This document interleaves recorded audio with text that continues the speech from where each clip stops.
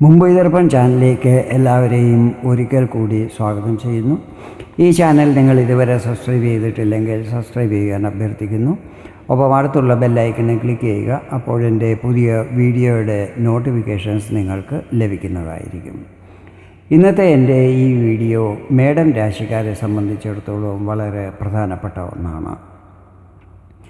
May 18 Ketu കന്നി രാശിയിൽ നിന്നും അഗ്നിതത്വ പ്രാധാന്യമുള്ള ചിങ്ങം രാശിയിലേക്ക് രാശി മാറിയിരിക്കുകയാണ്.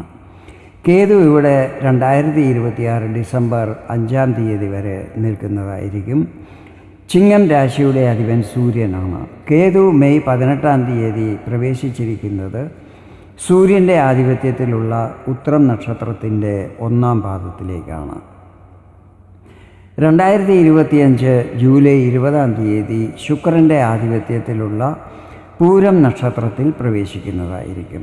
അതിനുശേഷം 2026 മാർച്ച് 29 കേതുവിൻ്റെ സ്വന്തം നക്ഷത്രമായ മകം നക്ഷത്രത്തിലേക്ക് രാശിമാറ്റം ചെയ്യുന്നതുമായിരിക്കും.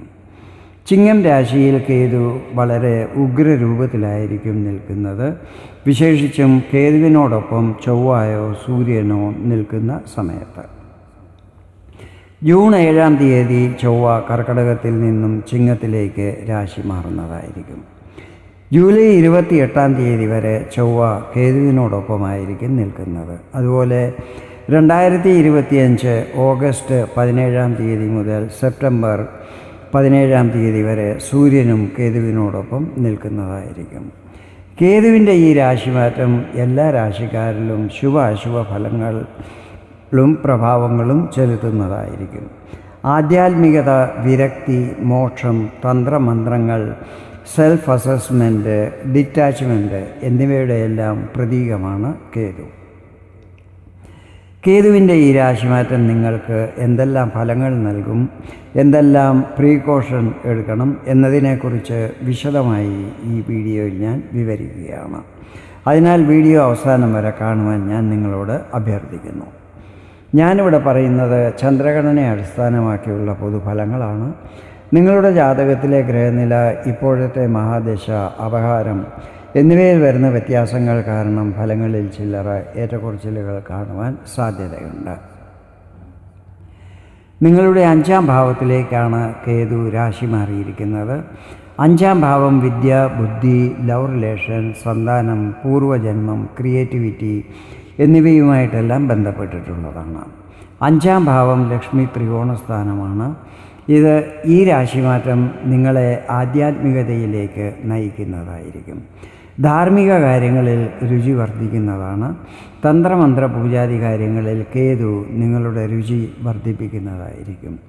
ഈ സമയത്ത് നിങ്ങളുടെ 6th സെൻസ് കൂടുതൽ പ്രവർത്തിക്കുവാൻ തുടങ്ങുന്നതായിരിക്കും. വരാൻ പോകുന്ന കാര്യങ്ങളെ സംബന്ധിച്ച് ചില പൂർവാഭാസം അനുഭവപ്പെടുന്നതായിരിക്കും. 5-ൽ നിൽക്കുന്ന കേതു സന്താനങ്ങളെ സംബന്ധിച്ച് അത്ര അനുകൂല സ്ഥിതിയിലായിരിക്കത്തില്ല. സന്താനങ്ങളിൽ നിന്നും ഒരു ഡിറ്റാച്ച്മെൻറ്റ് അനുഭവപ്പെടുന്നതായിരിക്കും. ചിലർക്ക് സന്താനങ്ങളുമായി വിവാദങ്ങളോ കലഹങ്ങളോ മറ്റും ഉണ്ടാകുവാനും സാധ്യതകളുണ്ട്. ജൂൺ 7 മുതൽ ചൊവ്വയും കേതുവിനോടൊപ്പമായിരിക്കും നിൽക്കുന്നത്. ഈ സമയത്ത് ഗർഭവതികളായ സ്ത്രീകൾ നല്ല ജാഗ്രത പുലർത്തണം. അതുപോലെ ഗായത്രി മന്ത്രം കഴിയുന്നത്ര ജപിക്കുന്നത് ശുഭകരമായിരിക്കും.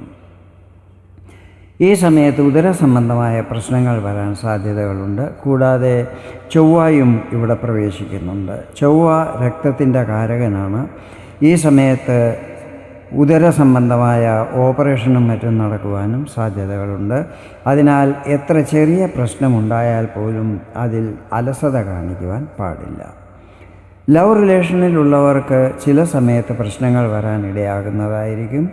ചെറിയ ചെറിയ കാര്യങ്ങൾ കാരണം കൊണ്ടുപോലും തർക്കങ്ങളോ അഭിപ്രായ വ്യത്യാസങ്ങളോ മറ്റും ഉണ്ടാകുവാൻ സാധ്യതകളുണ്ട്.